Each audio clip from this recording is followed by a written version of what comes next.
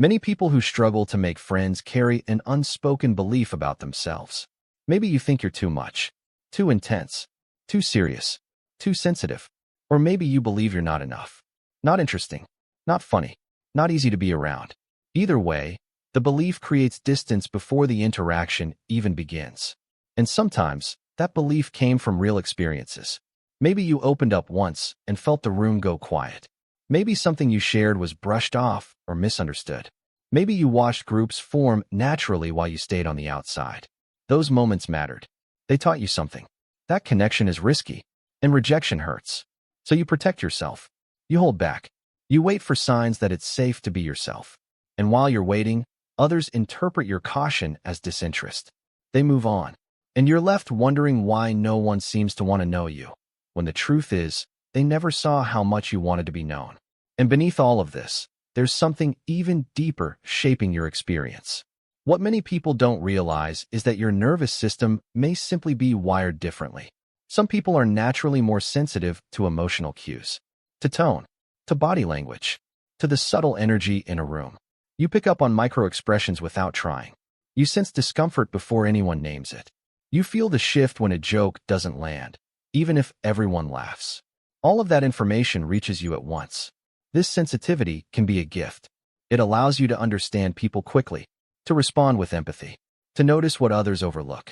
But in social settings, it can become overwhelming. Your mind is processing far more input than most people are aware of. And when something requires more energy, you naturally do it less. Less social energy means fewer interactions. Fewer interactions mean less practice. Less practice keeps the pattern alive. Even when you do form a connection, things can feel complicated. People who struggle socially often bond deeply and quickly. When you finally meet someone who understands you, it feels like relief, like exhaling after holding your breath for years. And because that feeling is rare, you may hold on to it tightly. Too tightly. You become alert to every shift in tone, every delayed reply, every subtle change in behavior. Not because you're controlling, but because you're afraid of losing something that finally felt safe. And that intensity can create pressure the other person doesn't understand. So you feel trapped. You want close friendships, but you're afraid of losing them once you have them. This doesn't mean you're needy. It doesn't mean you're broken. It means connection matters deeply to you. Here's the shift that changes everything. Struggling to make friends isn't a failure of personality. It's the result of specific internal patterns: self-monitoring, depth-seeking, emotional sensitivity. These aren't defects. They're traits. And traits don't need fixing. They need understanding and direction. Friendships don't have to begin with intensity. They can begin with presence. Showing up, staying a little longer, allowing ordinary moments to stack over time. Depth doesn't have to be the entry point. It can be the destination. And the most important realization of all, you don't need to become someone else. The qualities that make socializing harder for you are the same qualities that allow profound connection. Your sensitivity, your awareness, your need for meaning. The goal isn't to perform better socially. It's to find environments where being yourself doesn't feel like effort, where you don't have to shrink, where you don't have to over-explain, where your way of connecting is understood. Those people exist. Those environments exist. But finding them requires something simple and uncomfortable: consistency. Friendships aren't built on being effortlessly likable. They're built on being repeatedly present. You don't need to be louder, or funnier, or less intense. You're not too much. You're not too little. You're exactly who you need to be to attract the people who will see you clearly. And when that clarity arrives, it will feel worth the wait. What most people never realize is that this experience isn't just psychological. It's biological too. Your nervous system may simply be wired differently. Some people move through social spaces without absorbing much. They hear words, register reactions, and move on. But you don't experience interaction that way. You're sensitive to tone, to timing, to emotional shifts that happen before anyone says a word. You notice micro-expressions without trying. You feel when someone's energy pulls back. You sense discomfort even when everything sounds fine. All of that information reaches your system at once. And because your brain treats emotional input like data, it doesn't discard it quickly. It stores it, analyzes it, cross-checks it. That's why socializing can feel tiring even when nothing bad happens. It's not that you're doing something wrong. It's that you're processing more. This sensitivity can be a gift. It allows deep understanding. It makes you intuitive, thoughtful, emotionally intelligent. But in fast-moving social environments, it becomes overwhelming. When something costs more energy, you naturally do it less. You leave early. You speak less. You need recovery time afterward. Less interaction means less practice. Less practice keeps the pattern alive. And even when you finally form a connection, things don't suddenly become simple. People who struggle socially often form intense bonds. When you meet someone who truly understands you, it feels like relief. Like exhaling after holding your breath for years. And because that feeling is rare, you may hold on to it tightly. You become alert to small changes. A delayed reply. A shift in tone. A subtle distance you can't explain but can feel. Not because you're controlling. Not because you're needy. But because you're afraid of losing something that finally felt safe. And that intensity can quietly create pressure.